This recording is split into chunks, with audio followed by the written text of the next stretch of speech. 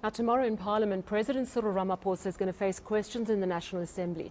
It's been a few strong weeks for prosecuting authorities, major arrests linked to state capture cases, and of course, last year's July unrest. And today, a really big day. We've just been discussing the Transnet-linked arrests. But will the President be able to avoid questions about that robbery and alleged cover-up at his Limpopo farm in 2020. I'm joined now by political analyst Professor Bheki Mngomezulu.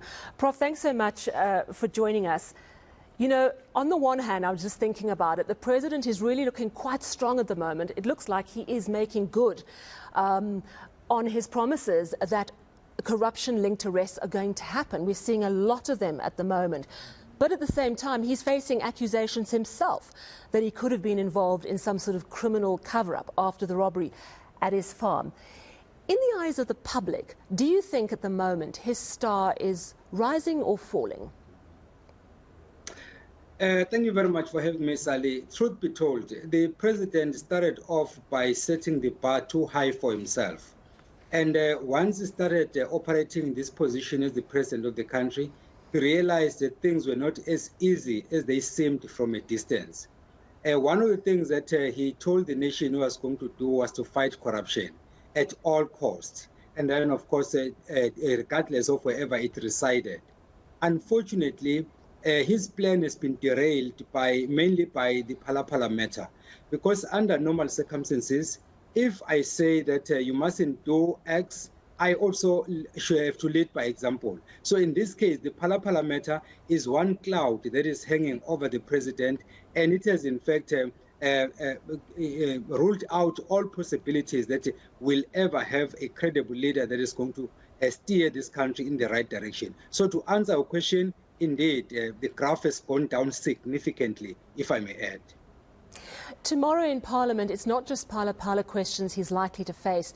There's also the crisis around Eskom. And while we are seeing cleanups in parastatals with arrests of those implicated in state capture, the truth is these parastatals are on their knees. And Eskom is in serious trouble. We are in an electricity crisis.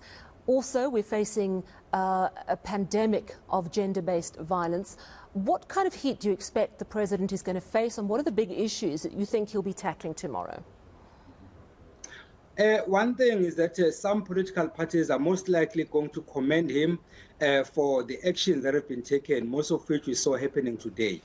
But then, of course, there will be other politicians who are going to ask a very simple and basic question. How did we get here?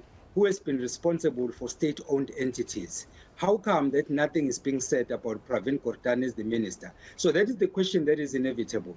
Because if we agree that our parastatals, including, of course, Eskom, are in bad shape, then, of course, we have to ask the question, who is presiding over those parastatals? And then if we know the person is Minister Pravin Gordhan, what has been done to him? And then, of course, some of the questions that will be asked, of course, will be reflecting back on the report of the Zondo Commission, because the President himself was implicated in the report, but for some reason the report was received by him, which was something different from what we saw when Advocate Thuli Madonsela did her own investigation. And when time came for her to hand over the report to the President, she couldn't do that. She had to give the report to the Speaker, Baleka Mbete, on the grounds that then President Zuma was implicated. So ordinarily, one would have expected that this time around, the report of the Zondo Commission was not supposed to be handed to the President, but to the current Speaker, or then Thandi Modise was the Speaker before the current one. So I think some of the questions then will revolve, will come from that, in the sense that people will be wanting to know. We now know who has been arrested, but then there are still questions asked as to whether we are out of the woods by virtue of the fact that we have made some arrests. Yeah. Let's drill down into ANC politics in KwaZulu-Natal. There was quite a lot of discussion around the fact that the newly elected provincial leadership took a little pilgrimage to Nkandla to meet with the former president, Jacob Zuma, who of course is on medical parole at the moment. Do you see any particular significance in this visit, or part of their visits, as we've seen, you mentioned before we went on air, that they went to Thabo Mbeki as a former president, and they've also consulted with him. So are we making too much of this visit to Zuma? No, indeed. You see, the current leadership of the ANC in KwaZulu-Natal should be commended, in fact, for a job well done. Because from the day they were elected into office, they started giving us signals that they're going to do things differently. One of which was the leader of the current leadership, that is Siboniso Zuma. Some had expected that immediately after he had been elected into the leadership position, he was going to do what happened in 2016, whereby then Premier Sihlezi Kalala assumed the position of being chair of the province and then subsequently became the premier of the province. We didn't see anything of the sort happening. In fact, on the day when Siboniso Zuma was elected as the chairperson of the ANC in KwaZulu-Natal, he saved the day by allowing the President Cyril Ramaphosa, in his capacity as the president of the ANC, to address the organization in that particular conference, when some people didn't want him to be afforded that opportunity. And then lately, we saw him and his team visiting former President Thabo Mbeki. So that is something to be applauded, because you are saying that as much as we want to infuse young blood in the ANC, but we are also respecting our elders in the organization. That is the message they are sending across. And then from Thabo Mbeki, they've now gone to former President to former President Jacob Zuma. Of course, they can't go to former President Mandela because he's late. And then I don't necessarily expect them to go to the caretaker president, that is Kgalema Motlanthe, because honestly speaking, he was not the president in the same wavelength as would look at Thabo Mbeki and then look at Jacob Zuma. So I think what they are doing the right thing and they're in the right direction. Interesting.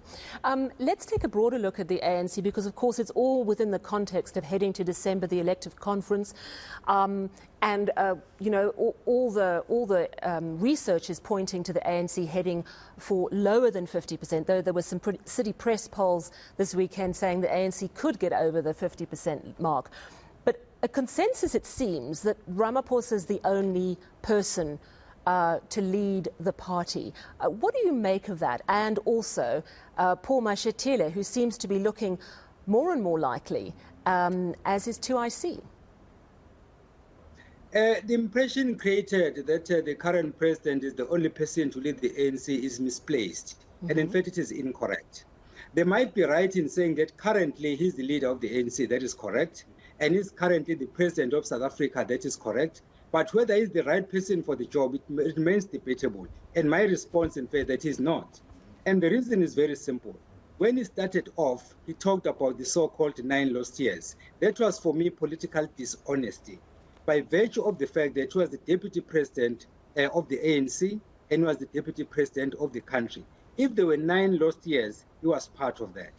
And then by virtue of the fact that he was the deputy president of the country, constitutionally, he was the leader of government business, which means everything that happened in government had to start with him.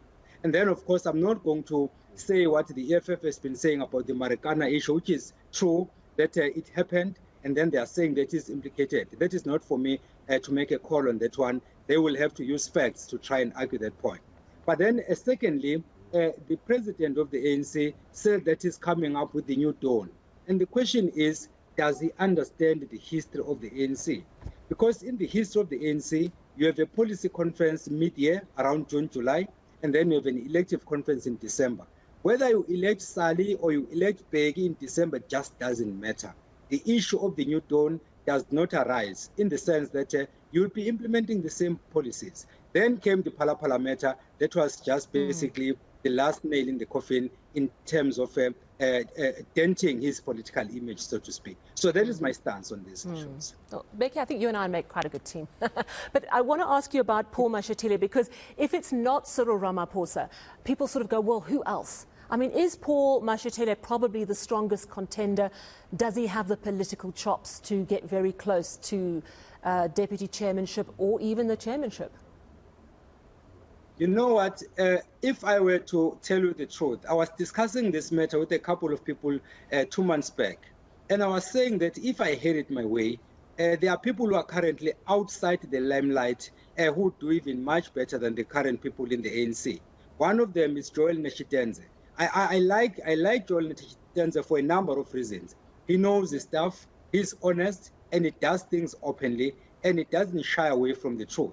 And then I even at some point had people suggesting the name of then Deputy President Phumzile Mlambo Ngcuka. But both of them are not here. So of the members who are in the ANC, you can still find people in good standing, but I doubt if they will have the requisite skills to steer the ANC in the right direction. As for Paul Mashatile, he's a leader in his own right. But is he ready for the presidency? I don't think so.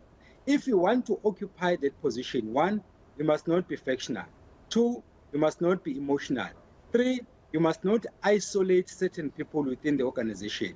The impression that the general public will have at the moment is that he has done some of those things. Of course, they'll have to prove it, but the reality of the matter is perceptions weigh more than facts. That is the reality. It's you and I will deal with facts, but the general public, who are the voters, the majority of the voters have a different view, and they wouldn't agree that Paul Mashatile is the right person.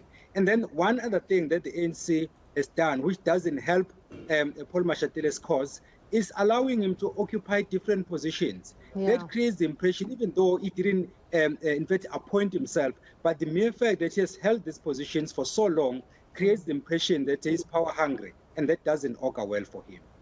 Very interesting indeed. Thank you so much for chatting to us this evening.